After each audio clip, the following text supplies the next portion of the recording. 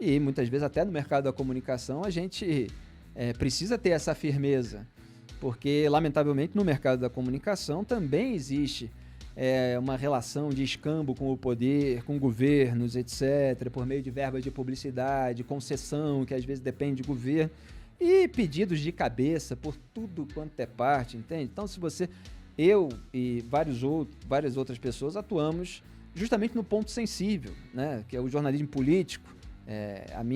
Na Band News da FM eu tenho um leque mais amplo, que eu faço jornal local, que envolve outros assuntos e tal, mas não deixo de atuar nesse ponto sensível. E faço isso há muito tempo, em todas as emissoras, todos os veículos pelos quais eu passei, e vários outros jornalistas atuam também. E é uma atuação difícil, né? Porque você tem no mercado da comunicação interesse dos donos, dos empresários, etc. E o governo, em todas as esferas, né? A depender do negócio que o veículo tenha, seja governo estadual, seja federal, eventualmente municipal e tal, ali que fica insatisfeito se você começa a trazer notícias que são incômodas a ele, mesmo que seja verdadeiro, principalmente quando são verdadeiros. Sim. E ainda se você faz uma crítica em cima, expondo a imoralidade na qual ele incorreu, aí começa a tocar o telefone, né? Isso era feito de uma maneira muito mais dissimulada, né? Agora eu tô vendo que o presidente já, até ao vivo, assim, ele fala, se aparecer de novo na tela, eu vou embora, né? Então, assim... Que é o caso do Marinho, isso né? Pois é, isso é algo que acontecia, a gente tem um jargão no mercado, né, que o telefone tocou. E a gente sabe muito bem, quando o telefone toca, vai vir aí um ano eleitoral e é preciso estar atento aí a todas essas articulações, porque quando a sujeira é muito grande, quando o telhado de vidro dos grupos políticos que estão no poder ou disputando o poder é muito grande, o que eles querem é calar quem mostra para o povo brasileiro aquilo que eles fazem e aquilo que eles são. E aí eles exercem todas as pressões possíveis. Você vê eles calando, além de liga para demitir, existem outros mecanismos que o poder exerce para calar alguém? São vários mecanismos, diretos e indiretos, né? Você tem a questão das verbas, então você tem veículos mais ou menos, né, dependentes de verbas de publicidade. Você tem uma falta absoluta de transparência nesse sentido, já falei bastante a respeito. Então, o governo ameaça cortar a verba do veículo caso o veículo não faça uma cobertura positiva ou não exerça uma pressão contra um comentarista, ou corte um comentarista, ou tire do horário nobre, ou tire poder e tal, etc. Então, tudo isso existe dentro do mercado há muito tempo. É muito grande ainda a verba do governo? Pra TV, rádio, essas paradas?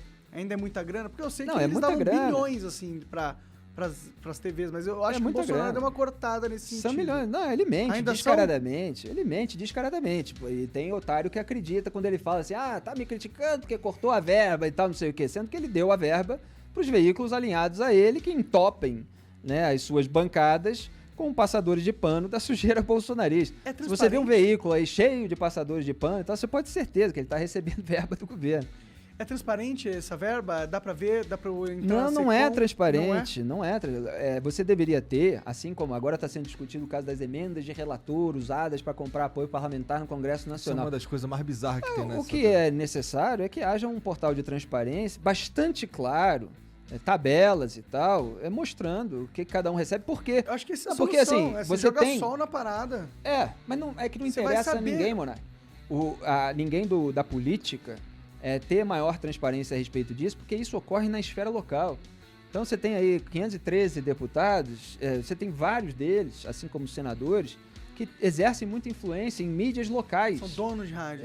Nos estados, na cidade, aí você tem o prefeito também, que bota ali verba e tal. Então você precisava ter uma discussão sobre os critérios para isso. Porque, assim, tem algumas coisas, por exemplo, que são necessárias. Por exemplo, a gente passou agora por uma pandemia. Então você tem uma campanha de vacinação, que o governo Bolsonaro não fez inicialmente, depois fez mal e porcamente e tal. Mas campanha de vacinação é uma coisa que talvez precise. Não, com certeza. Do dinheiro. Sim. De verba. A questão é o caminho. Estou falando talvez porque é preciso pensar exatamente como isso vai ser aplicado. Claro. Né? Mas que a campanha é necessária e que é preciso ter uma um recurso dentro do orçamento para isso, beleza. Só que não é isso. Você tem o recurso da Secretaria de Comunicação, você tem recurso de estatais, e aí cada um vai anunciando qualquer coisa, entendeu? Para ter um pretexto para dar o dinheiro para aquele veículo que vai fazer uma cobertura legal. E o que não falta é empresário que quer puxar o saco do governo no noticiário e na parte de comentários para ganhar mais dinheiro.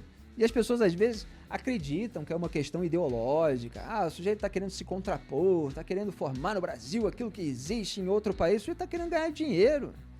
O empresário quer ganhar dinheiro. Agora, é claro que dentro do mercado você tem aqueles ex-jornalistas, né? Eu não chamo mais nem de jornalistas, decadentes. Você tem o ativista e tal.